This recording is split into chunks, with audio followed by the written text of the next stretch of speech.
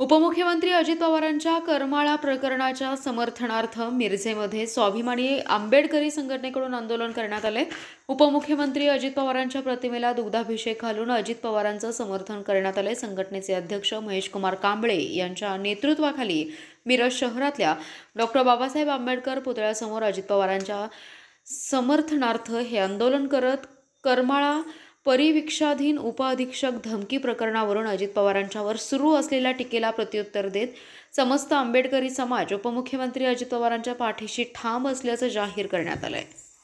सोलापूर जिल्ह्यातील माढा तालुक्यातील कुरडू या गावामध्ये गेल्या 5-6 दिवसांमध्ये जो प्रकार घडला त्या प्रकाराबद्दल महाराष्ट्रभरातून वेगवेगळ्या प्रकारच्या प्रतिक्रिया येत आहेत।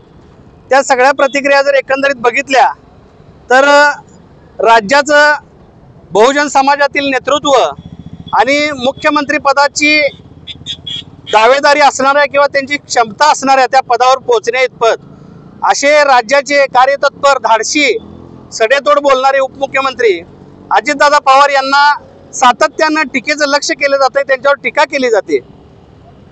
मी ह्या सर्व 8 दिवसातल्या बातम्या बघितल्यानंतर मला जाणवलं की आपल्या राज्याचे ते उपमुख्यमंत्री आहेत आणि आपण त्यांच्यासाठी या आपली भूमिका ही मांडणं गरजेचं आहे। म्हणून आज स्वाभिमानी आंबेडकरी समाजाच्या वतीनं आम्ही अजितदादांच्या फोटोला दुग्धाभिषेक केलेला आहे। त्याचं कारण असं की मूळ घटना काय होती, कुरडू गावामध्ये त्या IPS अंजना कृष्णा मॅडम गेल्या, त्या तिथे जाण्यापूर्वी त्यांना कुणाचा फोन आला होता, तर मी तहसीलदार बोलतोय असं खोटं कुठल्या व्यक्तीने सांगितलं होतं। ह्या प्रकरणाची चौकशी आज अखेर झाली नाही।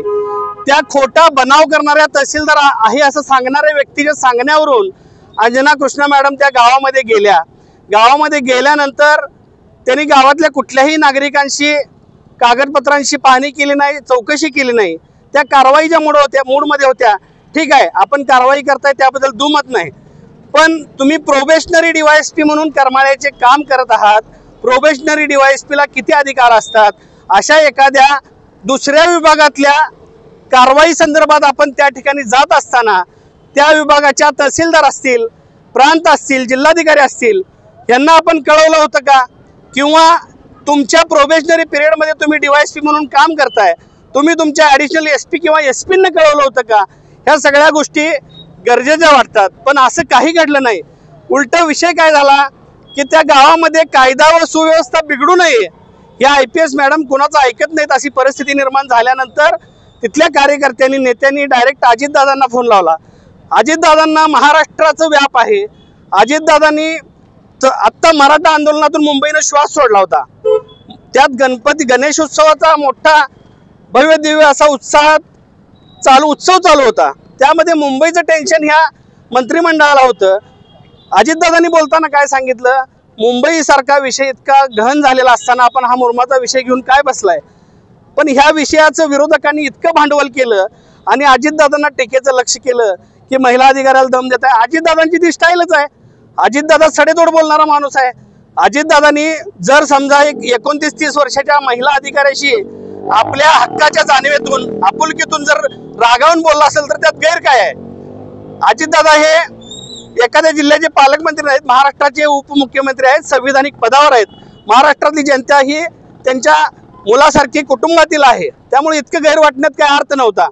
पण एकंदरीत विरोधकांना दुसरं काही काम राहिलं नाही, म्हणून आम्ही ठरवलं की बाबा बहुजन समाजातलं अजितदादा पवार यांच्यासारखं नेतृत्व आज मुख्यमंत्री पदाच्या शर्यतीत आहे, त्याची दावेदारी सांगतंय। मुख्यमंत्री पदाची क्षमता असणारं नेतृत्व कुठेतरी बहुजन समाजातल्या नेतृत्वाचं खच्चीकरण करण्याचं षडयंत्र काही लोकांनी रचलेलं दिसतंय।